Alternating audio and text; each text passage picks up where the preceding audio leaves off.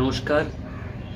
এবারে ডাকবাংলা.com-এর পাতায় আমার আড্ডা দূরপাল্লায় আপনাদের সকলকে স্বাগত।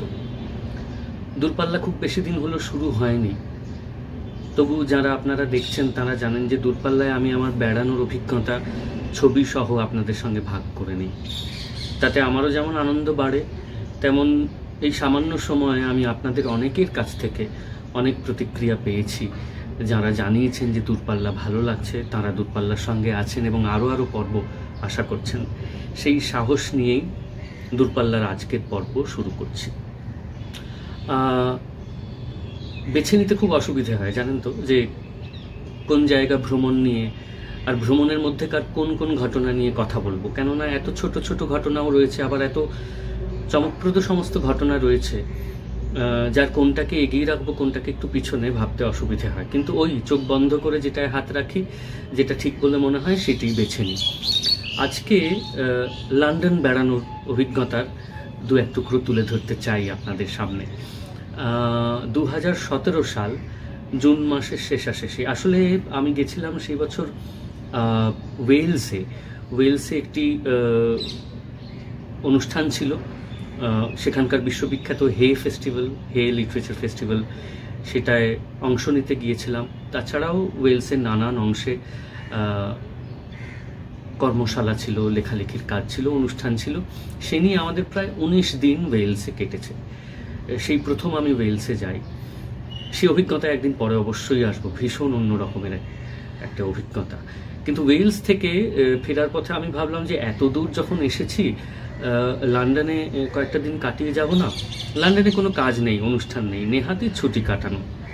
তো সেই মতো পরিকল্পনা করলাম। তার আগে একবারই মাত্র লন্ডন গিয়েছি, কিন্তু প্রথমবার লন্ডন গিয়ে ভীষণ ভালো লেগে গিয়েছিল। কারণ এক হচ্ছে যে লন্ডনের অনেক রাস্তাঘাট, অনেক স্থাপত্যের সঙ্গে স্বভাবতই কলকাতার অনেকখানি মিল রয়েছে, যেহেতু কলকাতা ব্রিটিশ উপনিবেশ ছিল অনেকখানি সময় জুড়ে। তাছাড়াও লন্ডন শহরটার নানা দিকে সারা পৃথিবীর শিল্পের বহু কালজয়ী নিদর্শন ছড়িয়ে ছিটিয়ে রাখা রয়েছে। সেগুলো দেখবার একটা সহজ সুযোগ লন্ডনে থাকলে পাওয়া যায়। তো এইসব লোভে যেমন ভাবা তেমনি কাজ, লন্ডন হাজির হলাম জুনের শেষাশেষি, যেমন বলছিলাম। আর দুর্বা এসেছিল, দুর্বা দেশ থেকে লন্ডন পৌঁছে গেল। এখানে বলি যে লন্ডনে উইম্বলডনে আমাদের এক বন্ধু দম্পতি, তারা আমাদের অনেক ভ্রমণেরই অংশীদার, কারণ তাদের সঙ্গে আমাদের মনের মিল, মতের মিল সবই ঘটে এবং দীর্ঘদিনের বন্ধুত্ব। তারা সুমন আর সমী। তারা প্রথমত দুর্বার বন্ধু, সেই সূত্রে দীর্ঘদিন ধরে আমারও এখন বন্ধু, এবং আমরা লন্ডনে গেলে তাদের বাড়িতেই উঠে থাকি। তো সমী আর সুমনের বাড়িতেই আমরা উঠলাম এবং পরের দিনই ঠিক হলো, যেহেতু আমাদের লন্ডন বেড়ানোর সময়টা খুব দীর্ঘ নয়, তো কি কি দেখা হয়নি, কি কি দেখা দরকার, তো এই তালিকায় একটা নাম সবার আগে উঠে এলো, শেক্সপিয়ারের বাসভূমি, শেক্সপিয়ারের পাড়া, শেক্সপিয়ারের বাড়ি। সেটা সকলেই জানেন, স্ট্র্যাটফোর্ড আপন এভন, এভন নদীর উপরে স্ট্র্যাটফোর্ড নামের ছোট্ট একটা শহরে, প্রাচীন ইংরেজ শহরে তিনি থাকতেন। সেখান থেকেই তিনি কাজ করতেন, লিখতেন। তো আমরা গাড়ি নিয়ে বেরিয়ে পড়লাম। সুমন গাড়ি চালাতে খুবই ভালোবাসে, আর সে এসব অজুহাত পেলে মোটেই ছাড়তে চায় না। তো সুমনের চালনাতেই আমরা বেশ খানিকটা পথ পার করে, যাকে বলে ইংলিশ কান্ট্রি সাইড, সেরকম সমস্ত মনোহর দৃশ্য দেখতে দেখতে স্ট্র্যাটফোর্ড আপন এভনে পৌঁছলাম। এভন নদীর ধারে কিছুক্ষণ দাঁড়ালাম, তারপরে শেক্সপিয়ারের বাড়ির সামনে গেলাম। যথারীতি প্রচুর মানুষের সারি, তারা পৃথিবীর নানা অংশ থেকে, আমাদেরই মতো আমরা যেমন গেছি, শেক্সপিয়ারের বাড়ি দেখতে এসেছেন। এবং সেখানে পৌঁছে আমি কিছুক্ষণ স্তব্ধ হয়ে দাঁড়ালাম, কারণ শেক্সপিয়ার তো আমাদের সামনে হিমালয় সম একজন মানুষের নাম, যার কাজ অর্ধ সহস্রাব্দেরও বেশি সময় ধরে আমাদের তাড়িয়ে মারছে, শান্তি দিচ্ছে না, ভাবাচ্ছে, মুগ্ধ করছে। এবং এত বছর ধরে আমার মনে হয় শেক্সপিয়ারের মতো আর কোনো মানুষের কাজ উদযাপিত হয়নি সারা পৃথিবী জুড়ে। আমরা শেক্সপিয়ারকে কোত্থেকে চিনি? বাংলার মঞ্চ থেকে চিনি। তাকে তো প্রথমে বাংলার মঞ্চে নাট্যস্থ হতে দেখেছি তার নাটকগুলোকে। ফলে শেক্সপিয়ার সম্পর্কে আমার মনে হয় সারা পৃথিবীর সাহিত্যমোদী বা নাট্যমোদীদের এক ধরনের অন্যরকম আগ্রহ আছে। তো সেইখানে গিয়ে পৌঁছলাম। সে বাড়িতে টিকিট কেটে প্রবেশ করলাম, গা হাত পা ছমছম করছিল। কেবলই মনে হচ্ছিল যে এই বাড়িতে তিনি থাকতেন, এই মেঝে, যে মেঝের উপর দিয়ে আমরা হাঁটছি সেই মেঝেতে তিনি পায়চারি করতেন, এবং তার ব্যবহৃত বহু জিনিস একেবারে অবিকৃত অবস্থায় এত বছর ধরে রাখা রয়েছে। এই সংরক্ষণ সত্যিই শেখার মতো। আমাদের দেশের অনেক কিছুর দিকে তাকালে আমার মনে হয় যে ইস, কত দামি একটা নিদর্শন, কিন্তু তার তেমন যত্ন আমরা করে উঠতে পারিনি, যা হয়তো পশ্চিমের দেশগুলো অনেক বেশি যত্নে করতে পেরেছে। তো তেমনই একটা জায়গা শেক্সপিয়ারের বাড়ি।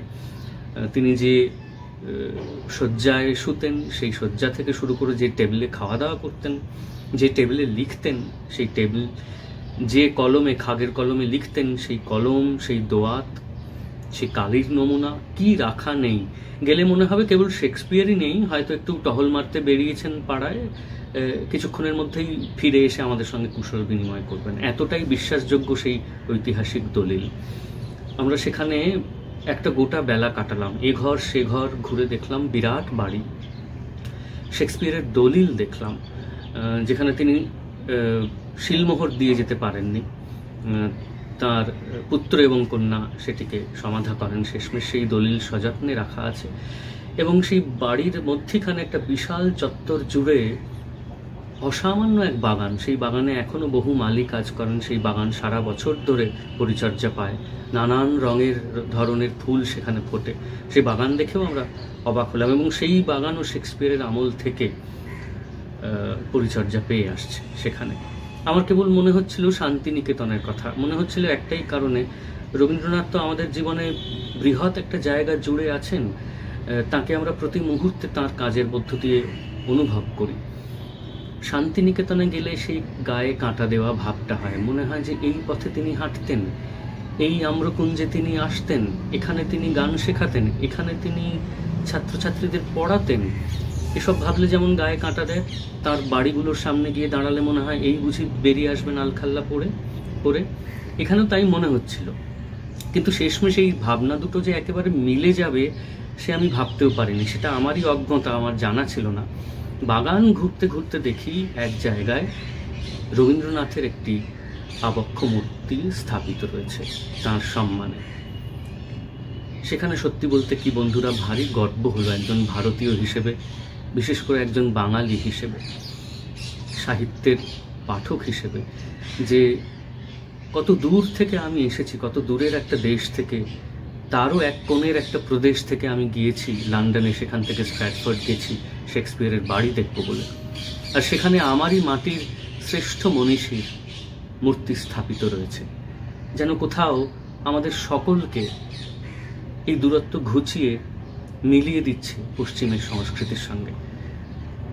একবার সেই মূর্তির সামনে স্তব্ধ হয়ে দাঁড়ালাম, তারপর সেদিনের মতো আমরা স্ট্র্যাটফোর্ড থেকে বিদায় নিলাম।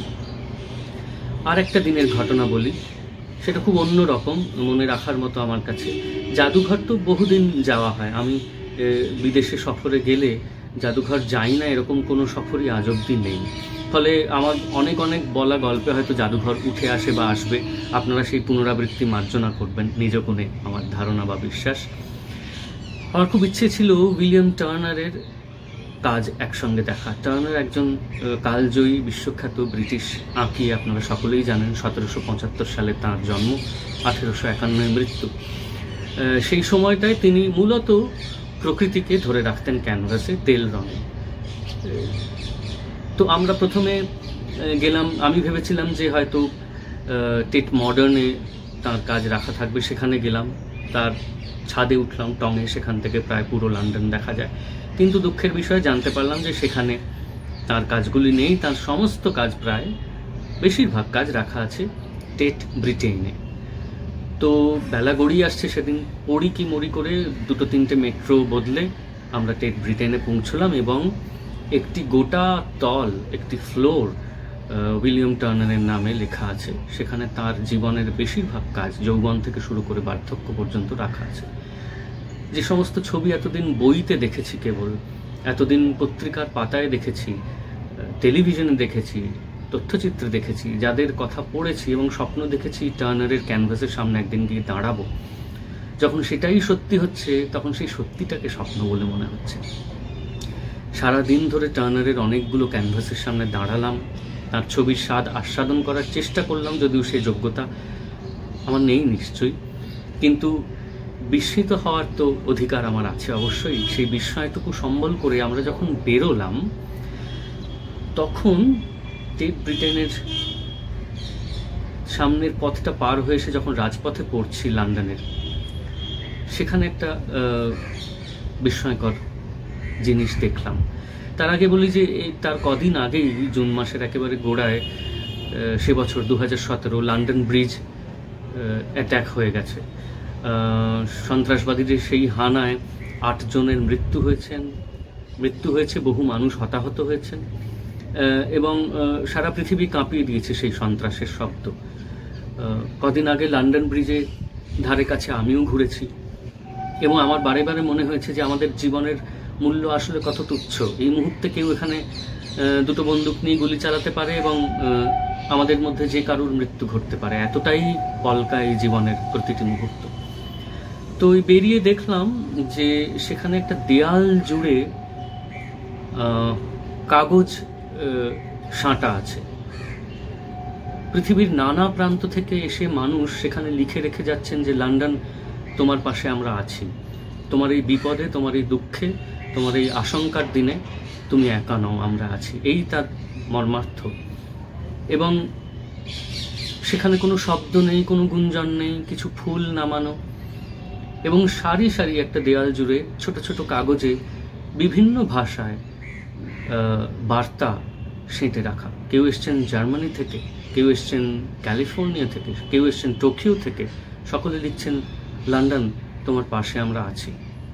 আমি আর দুর্বাও একটা ছোট্ট কাগজ ব্যাগ থেকে বার করে এটুকু লিখলাম যে একজন ভারতীয় হিসেবে ভারতবর্ষ থেকে তোমার পাশে আছি লন্ডন।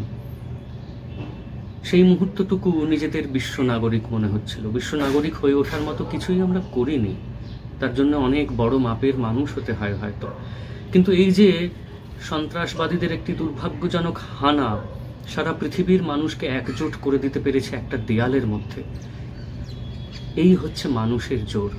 এবং ওখানে দাঁড়িয়ে দাঁড়িয়ে আমাদের মনে হলো যে কোনো সন্ত্রাসবাদ, কোনো মৌলবাদ পৃথিবীতে নেই যা মানুষকে হার মানিয়ে দিতে পারে। কারণ সমস্ত কাঁটা তার ভেঙে, সমস্ত দূরত্ব মুছে ফেলে মানুষ এই ছোট্ট একটা দেয়ালের সামনে সারা পৃথিবী নিয়ে একজোট হয়েছে। এই জোরকে হারাবে কার সাধ্যে? সেবারের লন্ডন যাত্রা এইভাবেই সার্থক হয়েছিল আমাদের। আজকের দূরপাল্লা এই অবধি থাক, অনেকখানি বকবক করলাম। আপনাদের কেমন লাগলো জানাবেন। সামনের দূরপাল্লা নিয়ে শিগগিরই হাজির হব ডাক বাংলার পাতায়। ততক্ষণ ভালো থাকবেন।